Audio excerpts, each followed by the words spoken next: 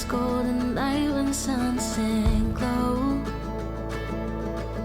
Bustling streets and busy traffic, walking hand in hand on our way home.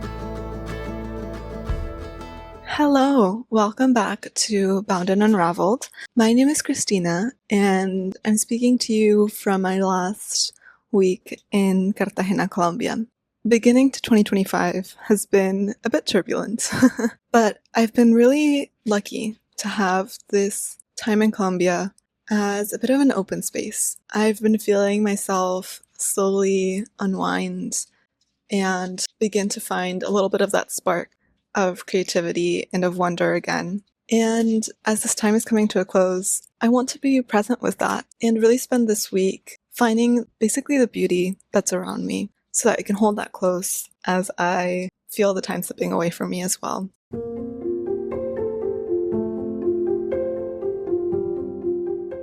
It's Tuesday morning, and my book of the week is this book by Clarice Lispector. I've heard that her use of language is exceptional, but that sometimes it can be a bit confusing. And this is a book that a friend has kindly lent me. It's titled An Estado, Viaje, and I think it's a collection of her letters. I'm really looking forward to reading this as I am in kind of my wandering phase, moving from place to place a little bit. And I think her letters will hopefully be a gentle introduction into her writing style. So that's the book that we're going to be reading this week. And we're going to go to some museums, some galleries, some coffee shops, of course. So thank you for coming along with me. I hope together we can go find some little stitches of beauty this week.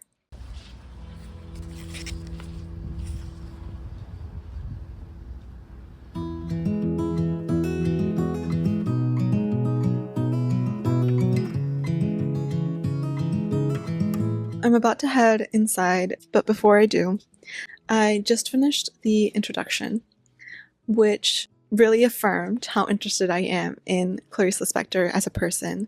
She was born in what we would consider Ukraine to a Jewish family who left due to persecution and moved to Brazil when she was only months old. And the introduction really frames that for her, Brazil was at the heart of her identity and her sense of self. And the first letter is a letter to Getúlio Vargas, the president of Brazil, in which she is requesting to be naturalized as a Brazilian citizen. She describes herself, and I'm going to roughly translate from Spanish to English from the original Portuguese, as a 21-year-old Russian who is in Brazil and who does not know a single word of Russian and who thinks, speaks, writes, and lives in Portuguese. And she says that she does not possess, nor would she elect, another patria, homeland, other than Brazil. I'm really intrigued in general by questions of nationality, of identity, and from the introduction I learned that she moved around a lot and visited many different places due to her husband's work as a diplomat. An auspicious beginning, and I'm now going to go inside and have some breakfast and write my own letter to a friend who I very much miss.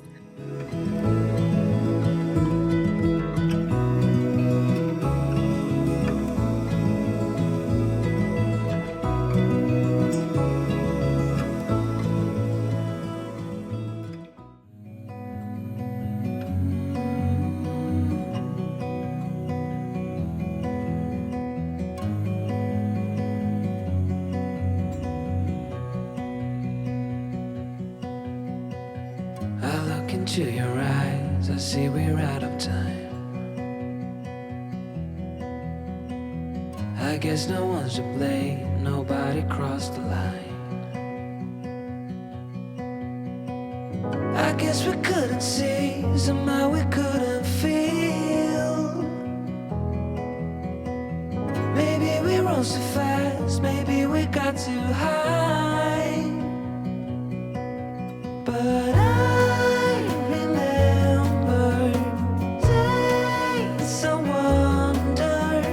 we were always gonna last.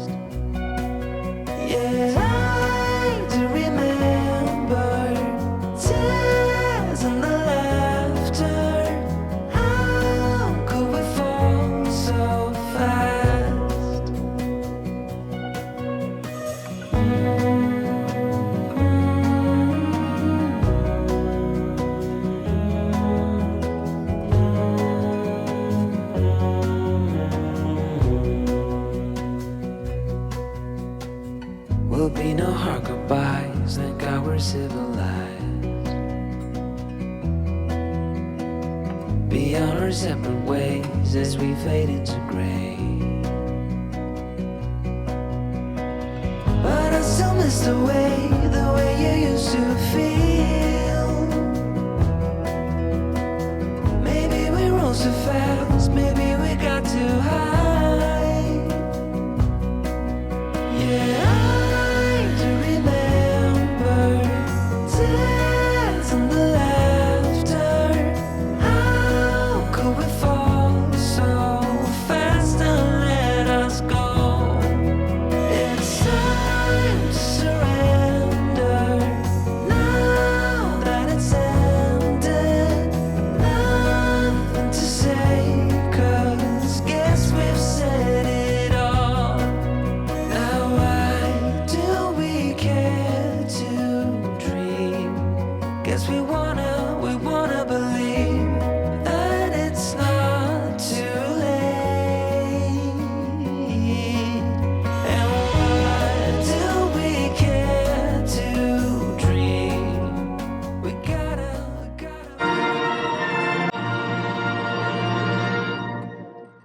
Hello, we are home. We just got back from watching Jurassic Park. I actually hadn't been to the movies since before COVID, up until last week when a friend invited me to go. And I had so much fun. I had forgotten just how lovely it is to have that experience of reacting collectively to a movie and sitting in a dark room and just like eating your popcorn. So I took myself back, and yes, the movie had great actors, very beautiful scenes, but I found the watching experience very intense. Surges of adrenaline after surges of adrenaline. Frankly, at many times it felt more like a horror movie. Now I'm making myself a tea to kind of calm the nervous system again. And it's been storming pretty much all afternoon and evening, and I can see the lightning just flashing across the sky. So I think I'm going to drink my tea and give myself the luxury of turning off the lights and watching the storm for a bit, and then just having a bit of a quiet evening. Wherever you are, I hope you can also have a little quiet moment today to watch something that maybe usually would just be in your background, whether it's a storm or, a sunset, something like that. And I will see you tomorrow. Good morning. It is Thursday, and I'm headed down to grab our Uber to go downtown. And I thought, in the meantime, I would catch you up on where we are with Clarice Lispector. I have only about 100 pages left, and so far I'm a bit underwhelmed. I was expecting a little bit more in terms of writing quality and introspection. I was really looking forward to hearing her thoughts and observations on the different places that she visits and that she travels to and lives in, but so far it's not very observational. The thing that happens the most is that she writes to her family being like, please write to me, and I am so bored, I wish I were in Brazil. But she doesn't say why. She doesn't say what it is about Brazil that she misses, other than that it's Brazil and that it's where her family is. It's just not very structured in her writing style. And you know what? Fair enough. I also would hate to be judged by my letters, which I would never expect, or my emails, my texts. Imagine that. Someone just goes through your texts. You'd never expect that. But it, in some ways, reminds me a little bit of that feeling that I thought in myself after being in isolation for a year during COVID. When I would talk to another human who was like a friend, I could feel myself just kind of verbal vomiting at them and flitting from one thing to the next and not having a lot of structure or anything, and just kind of saying the thoughts that frankly don't need to be said. And I think that maybe that's a little bit of what she had going on. And I say that because I'm realizing, of course, for her, travel was very different from what travel is like for us now. And think that maybe I'm judging her too harshly with the eyes of someone living in 2025 when she was writing these letters in the 1940s. and she was living for a long period in Switzerland, and I think was very isolated and found it really hard to make friends. And so maybe in some ways she was as isolated as, so maybe comparable to being in some ways like in a quarantine during COVID.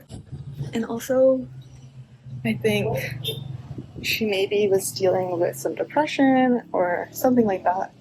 Obviously, not here to diagnose, but she just talks about feeling tired all the time. And anyway, so it's a bit just meh. I was hoping for a lot more observational and introspective things. That said, there's one passage that I just read that I'm very encouraged by. It's on page 213 in a letter she writes to a friend, kind of advising him that if he does leave Brazil, that he'd do it only for short periods of time. And she says, it's not good to be so long outside of the land where you were raised, and it's horrible to hear all around you foreign languages. Everything feels rootless. And the inhabitants of the place also see us as superfluous people. For me, it was good to see other places and other people, like a remedy is good for health. But that, for a long time, has stopped being the case, and now it's even transformed itself into something bad. I never thought I could be so unadaptable. I never thought that I would need so much from the things that I possess. Even now, I am embarrassed to be that way, because as I write, the cathedral is sounding the bells, and I'm embarrassed to not be able to live well in a place where a cathedral sounds the bells, where there's a river, where people work and shop, but that's the case. So at least she has some self-awareness, I think, about that. And the section that I have left is the section called Ways of Life, England and the US, which is the section I'm most interested in, since those are the places where I've lived. Anyway, I'm hoping for the final section to really pull through. I so far would not recommend this unless you're fascinated by Clarice Lispector as a person.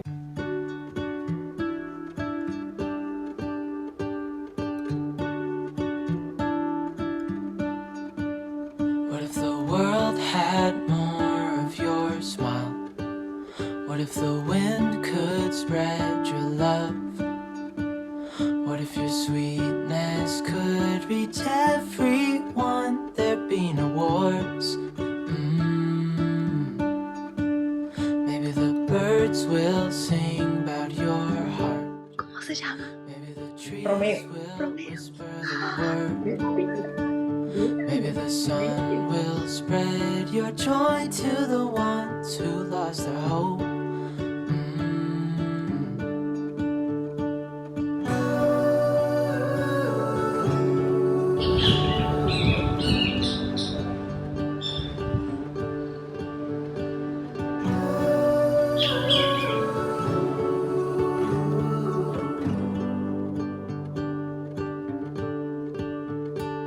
Fill my head with roses. I can't help but dream away. Standing on a field with you and flowers everywhere. Maybe there is a star with your name. One thing I know is that there should be. There is no one a heart as pure, no, not like yours.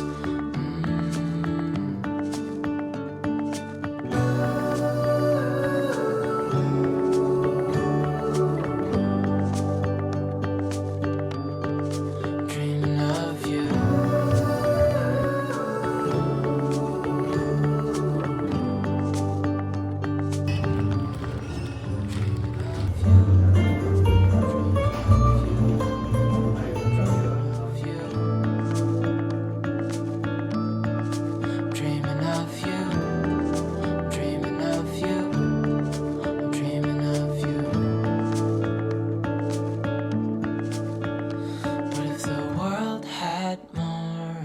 Smile. What if the wind could spread your love? What if your sweetness could reach everyone? Hi again. It's Friday. Yesterday I got back and completely passed out and had a lovely, lovely nap. I do want to give you my final thoughts on Clarice. before I let you go. The final section definitely was an improvement on the rest of the book. There are a couple of lines which I want to read to you, which I found funny. Page 249, she says in a letter to her sister, "Despite Torquay being boring, I like England. The lack of sun, some beaches with dark rocks, the lack of beauty, all of this excites me much more than the beauty of Switzerland." I can't find the specific letter anymore, but I remember she also wrote at one point saying that for her, she had to distinguish between two Englands. One was the England of her struggles, which I think were like lack of sun, not great food, things like that. And then the second England, which was the England of her favorite writers. And that what she wanted to do was like discover the England of her favorite writers, which I thought was quite beautiful. And then she also writes about Washington, D.C., which is my hometown. She says, "It's pretty, according to various laws of beauty, which are not my own. Here, what is lacking is disorder, and I don't understand a city where there's no confusion. Anyway, in the end, the city is not mine." She also describes it to somebody else, saying that it's a city that is completely inorganic and pretty, but again, according to beauty standards that she does not share. So I thought that those bits of commentary are quite funny as someone who's spent time in England and in DC. How much she reiterates in different letters those sentiments that the English are, again, these are her thoughts, the English are ugly, but that she likes the ugliness of England. And two, that DC is pretty, but in an inorganic and I think artificial way that she doesn't like, and way too orderly for her liking. So anyway, that was Clarice. If you are a hardcore fan of Clarice Lispector, read this. Of course you're going to like it. It's a bunch of her inner thoughts, and I'm sure you'll find the relationship between her and her sisters and her friends interesting, her musings on her writing, her self-deprecation, and concerns about her work ethic and what she was producing, all of that. If you are not a hardcore fan of Clarice Lispector, I would not recommend this collection. I would recommend trying to find some of her letters from England and from the US specifically if you are interested in that. If you're curious about that, then I would look up those, or ones directed at specific people. Like if you're interested in some of the other writers that she mentions, like Ferdinando Sabino, then you could look up those. Otherwise, I would give this a pass. I think that there are other epistolary collections which are a little bit more meaty. I had a nice time, but I don't think that it was very substantive. With that, the sun has almost completely set. It was a lovely couple of days, truly. I'm so glad that you all came with me to those art galleries and museums and coffee shops, because it really pushed me to get out of the house and explore. And it's a city that is so rich in art in all of its varied forms. And so I'm glad that we got to experience that together. I hope I was able to capture some of that for you. And I have only a few days left in Cartagena. I will be filming a readathon as my next video, trying to keep myself sane by consuming books.